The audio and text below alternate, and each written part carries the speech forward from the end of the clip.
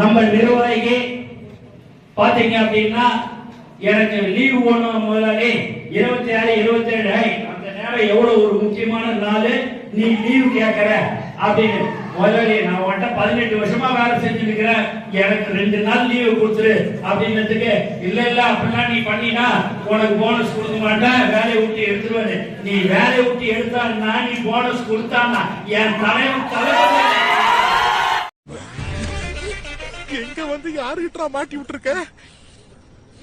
சரி, வாய்ப்பில்ல ராஜா, வாய்ப்பில்ல ராஜா, வாய்ப்பில்ல ராஜா, வாய்ப்பே இல்ல ராஜா.